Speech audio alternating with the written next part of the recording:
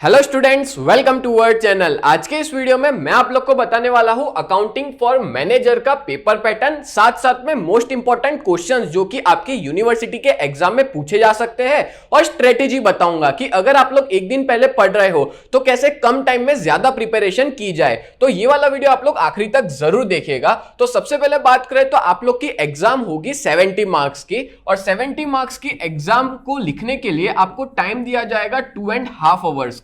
ठीक है, 2 आवर और 30 मिनट्स का आपके पास टाइम होगा, और आपके पासिंग मार्क्स जो होंगे ना वो होंगे 25 मार्क्स, यानी कि आपको 25 मार्क्स स्कोर करने ही पड़ेंगे पास होने के लिए। ठीक है, चलो अब बात करें तो पेपर पैटर्न की। तो टोटल 5 क्वेश्चंस पूछे जाते हैं, एक क्वेश्चन 14 मार्क का होता है। इस तरह से 5 क्वेश्चंस मिला के 70 मार्क्स बनते हैं। अब हर एक क्वेश्चन अलग अलग यूनिट वाइज पूछा जाएगा। जैसे आपका यूनिट नंबर 1 है, उसमें से आपका क्वेश्चन नंबर 1 आता है, देन आपका यूनिट नंबर 2 में से क्वेश्चन नंबर 2 आता है, देन यूनिट 3 से क्वेश्चन 3, यूनिट 4 से क्वेश्चन 4, और बात करें क्वेश्चन नंबर 5 की तो वो 1 से 4 को मिला करके पूछा जाता है। चारों यूनिट में से क्वेश्चन नंबर 5 आएगा। अब क्वेश्चन नंबर 5 में आपके इस सब्जेक्ट के अंदर एमसीक्यूज ही आएंगे। अब एमसीक्यूज किस तरह से होंगे, तो टोटल 10 देकर के रखे होंगे, उसमें से आपको कोई भी 7 एमसीक्यूज लिखने होंगे और पहले 7 ही आपके कंसीडर किए जाएंगे।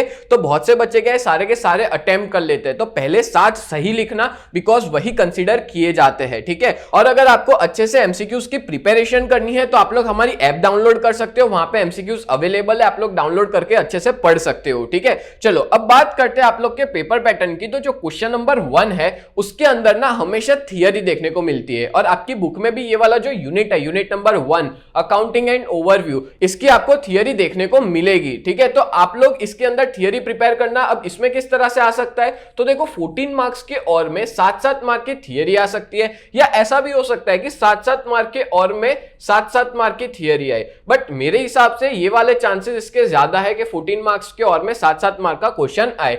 अब इस यूनिट में आपको कौन से मोस्ट आईएमपी क्वेश्चंस प्रिपेयर करने हैं, तो मैं अगर आपको बता दूं तो सबसे पहले आप लोग ना इस यूनिट में से ये टोटल 4 क्वेश्चंस मैंने दिए। अगर आप ये 4 क्वेश्चन कर लेते हो तो डेफिनेटली इसके बाहर का कुछ आएगा ही नहीं। ठीक है, यही 4 में से आपको देखने को मिलेगा। तो सबसे पहला आप लोग क्वेश्चन कर लेना कॉर्पोरेट फाइनेंशियल स्टेटमेंट का मीनिंग, फीचर्स, ऑब्जेक्टिव और टाइप्स कर लेना। देन बात करें uses and users of accounting information, ये भी कर लेना पेज नंबर 11 पे। अच्छा, यहाँ पे मैंने जितने भी पेज नंबर बताए हैं वो मैंने आपकी सुधीर प्रकाशन की बुक में से लिए गए हैं, तो मेक श्योर आपके पास सुधीर प्रकाशन की बुक हो। ठीक है, इसकी कुमार की भी आती है, बट मैंने यहाँ पे सारे आईएमपी सुधीर प्रकाशन की बुक से बताए हुए हैं।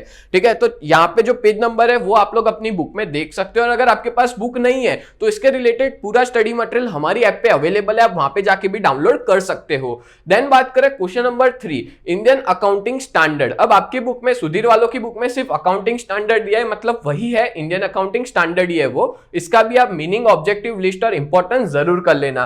देन बात करें आईएफआरएस, तो आईएफआरएस का भी मीनिंग, स्कोप, ऑब्जेक्टिव और लिस्ट कर लेना। तो इस तरह से आपके पूरे चैप्टर की प्रिपरेशन हो जाएगी। और इसके अंदर अगर मान लो 14 मार्क्स का एक क्वेश्चन पूछा ना तो वो आपको सीएफएस का देखने को मिलेगा, कॉर्पोरेट फाइनेंशियल स्टेटमेंट का। ठीक है, और 7-7 मार्क के बाकी के इन सब में से कोई भी हो सकते हैं। बट अगर मान लो 7-7 मार्क के भी पूछे तो भी इसमें से आपको देखने को तो मिलेंगे ही मिलेंगे, दोनों देखने को मिले या तो 3 देखने को मिले, बाकी इसमें से तो आएगा ही आएगा, फिक्स है। ठीक है, तो इतना तो मेक श्योर आप लोग अच्छे से करके जाए। अब बात करें तो पहला यूनिट पूरा थियरी का है, तो आप बहुत आसानी से कर पाओगे, कोई दिक्कत नहीं आएगी।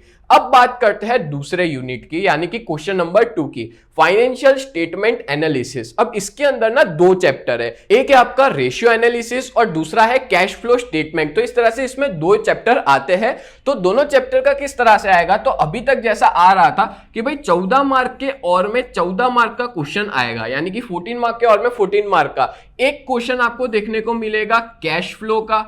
ठीक है, और दूसरा क्वेश्चन आपको देखने को मिलेगा 14 मार्क्स का, वो है रेशियो एनालिसिस का। ठीक है, इस तरह से आपको 2 क्वेश्चन देखने को मिलेंगे। अब एक और बात बता दूं कि बहुत सी बार ऐसा भी हुआ है, मैंने जब पुराने पेपर देखे तो उन पेपर्स के अंदर क्या था कि 14 मार्क की जगह पे इन लोग ने 7-7 मार्क के 2 दे दिए थे। तो ऐसा भी आप लोग रेडी रहना, प्रिपेयर करना कि भाई 7-7 मार्क के भी आ सकते हैं, जिसमें से दोनों के दोनों शॉर्ट सम आ सकते हैं, बिकॉज कैश फ्लो का तो एक बड़ा क्वेश्चन ही बनता है 14 मार्क्स का, बट रेशियो एनालिसिस के शॉर्ट सम्स बन सकते हैं। तो या तो उसकी थियरी भी आ सकती है, बट थियरी के चांसेस कम है, दोनों शॉर्ट सम्स आए। ठीक है, दोनों के दोनों।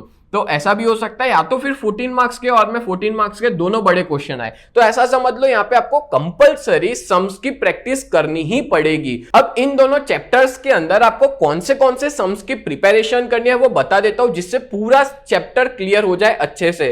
तो मैं आपको कैश फ्लो स्टेटमेंट का सबसे पहले बता देता हूं। कैश फ्लो स्टेटमेंट जो है वो आप लोग का चैप्टर नंबर 3 है, और यहाँ पे चैप्टर 2 लिखा है बट यहाँ पे चैप्टर 3 आएगा। ठीक है, चैप्टर नंबर 3 है, और उसमें आपको कौन से क्वेश्चंस करने हैं, तो भाई 5 क्वेश्चंस कर लेना, इसमें सब कुछ कवर हो जाएगा। एक आप लोग कर लेना सम नंबर 30 पेज नंबर 231 पे, देन है सम नंबर 34 पेज नंबर 238, सम नंबर 37 पेज 243। ये सारे क्वेश्चन सुधीर प्रकाशन में से मैंने लिए हैं। एंड यूनिवर्सिटी का क्वेश्चन पेपर जो 2022 का है उसका सॉल्व कर लेना, और यूनिवर्सिटी का जो क्वेश्चन पेपर 2023 का है वो सॉल्व कर लेना। तो इस तरह से आपका कैश फ्लो बढ़िया से क्लियर हो जाएगा। और अगर इन सब की प्रिपरेशन आप करना चाहते हो तो हमारे ऐप पे ये सारे वीडियोस ऑलरेडी अपलोडेड है। ठीक है, तो वहां से बढ़िया तरीके से प्रिपरेशन हो जाएगी, और अच्छा खासा डिस्काउंट भी अभी कोर्स पे चल रहा है, अभी मैं आगे बताता हूं। तो इसकी प्रिपरेशन अच्छे से आप कर पाओगे। अब बात करें यूनिट 2 का chapter number 2 ratio analysis. Ratio analysis में कौन से आपको क्वेश्चंस करने हैं, 7 क्वेश्चन दिए, इतने कर लो, आप लोग अच्छे से एग्जाम में अटेम्प्ट कर पाओगे। तो एक आप लोग सम नंबर 16 कर लेना, ए और बी पेज नंबर 43 पे दिया है। सम नंबर 17, 19, 22, 27, 28 और 30, इतने क्वेश्चन कर लो, बढ़िया तरीके से आप लोग एग्जाम अच्छे से क्लियर कर दोगे। 7 क्वेश्चन सफिशिएंट है, और ये 7 क्वेश्चन भी हमने हमारे ऐप के अंदर अपलोड कर रखे हैं, तो वहां पे जाके भी आप लोग पढ़ सकते हो बढ़िया तरीके से। ठीक है, तो ये 2 चैप्टर्स आपको करने, चैप्टर 2 और चैप्टर 3 यूनिट नंबर 2 से, और इसमें से ही इस तरह के ही क्वेश्चंस आपको एग्जाम में देखने को मिल सकते हैं। तो देखो, मैंने आपको अभी तक टोटल 2 क्वेश्चंस क्लियर करवा दिए, यानी कि 2 यूनिट बता दिए कि आपको कौन से क्वेश्चंस की प्रिपरेशन करनी है। अब बात करें तो क्वेश्चन नंबर 3 जो कि यूनिट नंबर 3 से आता है, इमर्जिंग डायमेंशन इन अकाउंटिंग। आपको पता है ये वाले यूनिट में टोटल 5 चैप्टर है, बट बहुत कुछ नहीं है, लिमिटेड चीजें ही आती है। बट ये एक ऐसा क्वेश्चन है जिसके अंदर आपको थियरी भी करनी पड़ेगी और सम्स की भी प्रैक्टिस करनी पड़ेगी। यानी कि इसमें पूछा जाता है 14 मार्क का एक सम, और उसके और में आएगा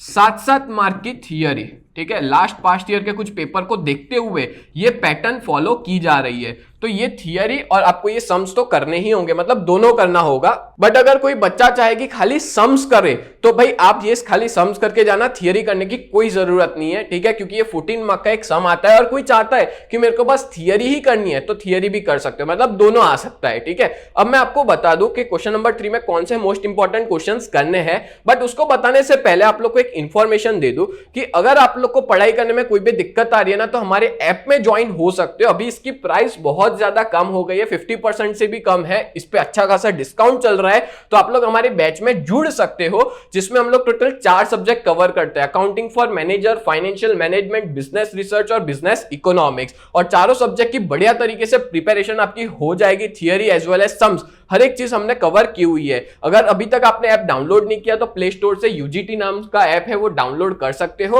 और ऐप स्टोर पे माई इंस्टीट्यूट नाम है, और आप लोग को कोई भी दिक्कत है तो इस नंबर पे भी कांटेक्ट कर सकते हो। अब मैं आपको आगे बता दूं कि कौन से आपको क्वेश्चंस करने हैं। तो यूनिट 3 में चैप्टर 4 आपका होगा इन्फ्लेशन अकाउंटिंग। अच्छा, मैंने अभी बताया आपको कि 14 मार्क के और में 7-7 मार्क का जो क्वेश्चन आता है ना, तो 14 मार्क का एक सम इसी चैप्टर में से आएगा, फिक्स है।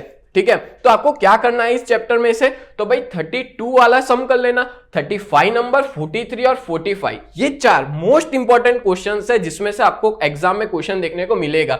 और अगर आपके पास टाइम बचता है तो यूनिवर्सिटी के पास्ट ईयर के पेपर्स भी आप लोग सॉल्व कर सकते हो। अब इसमें से क्या थियरी आ सकती है, इन केस मान लो कि इन लोग ने और के अंदर भी थियरी पूछी तो एक इसकी भी थियरी आने के चांसेस है। अब इस यूनिट से, इस चैप्टर में से कौन सी थियरी आ सकती है, तो मेथड ऑफ इन्फ्लेशन अकाउंटिंग, जिसमें 2 मेथड है, आपको पता ही होगा। एक है सीपीपी वाली, यानी कि करंट परचेजिंग पावर मेथड, और जो पेज नंबर 266 पे है, और है current cost accounting method, CCA, page number 287 पे। दोनों मेथड अच्छे से पढ़ लेना। या तो फिर ऐसा भी हो सकता है कि 14 मार्क का सम ना पूछते हुए ये लोग थियरी पूछ ले, बट चांसेस कम है, हमेशा इनमें से ही कोई क्वेश्चन आता है, इनमें से मतलब इस तरह का ये क्वेश्चन देखने को मिलता है। ठीक है, तो ये थियरी और प्रैक्टिकल दोनों आप लोग अच्छे से कर लेना। अब बात करें तो बाकी सारे जितने भी चैप्टर्स है ना इस यूनिट के, यूनिट 3 के, वो सारे चैप्टर्स के अंदर आपको डेफिनेटली थियरी ही देखने को मिलेगी। ये जो 7-7 मार्क की दोनों थियरी है ना वो बाकी सारे चैप्टर्स में से पूछी जाती है, ठीक है। तो कौन से चैप्टर से क्या क्या थियरी करना है वो बता देता हूं। तो देखो यूनिट 3 का ह्यूमन रिसोर्स अकाउंटिंग में से आप लोग कर लेना methods and limitations of human resource accounting, page number 358 पे दिया है। देन नेक्स्ट है आपका forensic accounting and financial fraud, उसके अंदर 2 क्वेश्चन कर लेना, role of financial fraud examiner और role of forensic accountant while examining financial fraud, page number 376, ठीक है। ये 2 क्वेश्चन कर लेना। देन यूनिट नंबर 3 का ही चैप्टर नंबर 7 एनवायरमेंटल अकाउंटिंग, जिसमें आप लोग कर लेना meaning and scope of environmental accounting, page number 390। Then unit 3 का चैप्टर 8 एनवायरमेंटल अकाउंटिंग, तो इकोनॉमिक एडेड कंसेप्ट, पेज 400 और market value added concept, page number 403। इस तरह से टोटल आप लोग को इस चैप्टर में 2 क्वेश्चन करने हैं। तो इस तरह से मैंने आपको 5 के 5 चैप्टर्स बता दिए यूनिट नंबर 3 के। इतने ही क्वेश्चंस करोगे तो आपको और वाला जो है ना जिसमें 7-7 मार्क की थियरी आती है वो अच्छे से प्रिपरेशन आपकी हो जाएगी। क्लियर? तो ये मैंने आपको बता दिया यूनिट नंबर 3 का। अब बात करें तो भाई यूनिट नंबर 4 यानी question number 4 cost and management accounting, तो इस यूनिट के अंदर इस क्वेश्चन के अंदर भी आपको थियरी ही देखने को मिलेगी।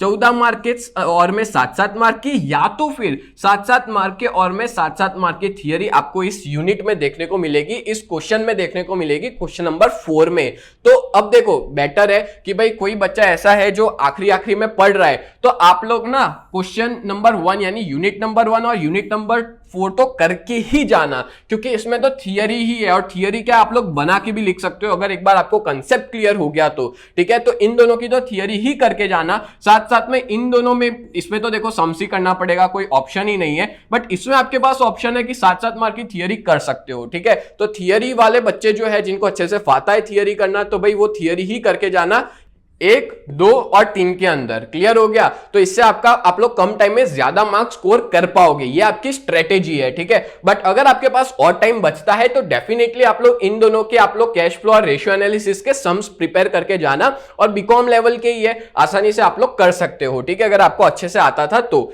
चलो अब बात करें क्वेश्चन नंबर 4 में थियरी आती है तो आपको कौन से क्वेश्चंस करने हैं, तो बहुत इजी है और इतने ही क्वेश्चंस कर लेना, इसमें से ही देखने को मिल सकता है, ठीक है। चांसेस है इसमें से ही आए, तो 1, 2, 3, 4 4 क्वेश्चन है। पहला क्वेश्चन है meaning and cost accounting and its merit demerit, page number 416।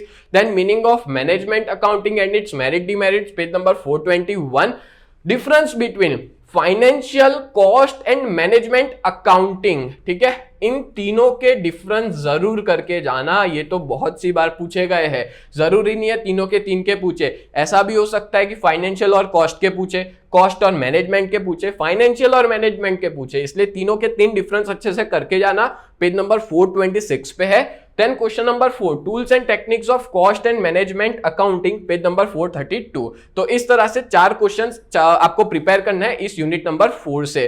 तो भाई आपको यहाँ पे 14 मार्क के और में 7-7 मार्क का क्वेश्चन देखने को मिल सकता है, मे बी सारे के सारे देखने को मिले, या तो कोई भी 2 जगह पे देखने को मिलेंगे, या तो यहाँ पे या तो फिर यहाँ पे। क्लियर? तो उम्मीद करता हूं ये पूरा वीडियो आपको बहुत ज्यादा हेल्पफुल हुआ होगा, क्योंकि इसमें मैंने आपको स्ट्रेटेजी भी बता दी, पेपर पैटर्न भी बता दिया, साथ साथ में मोस्ट इंपॉर्टेंट क्वेश्चंस भी बता दिए। तो ऐसे वीडियोस देखने के लिए आप लोग हमारे चैनल को सब्सक्राइब करें। तो मिलते हैं नेक्स्ट वीडियो में, तब तक के लिए bye and thank you so much.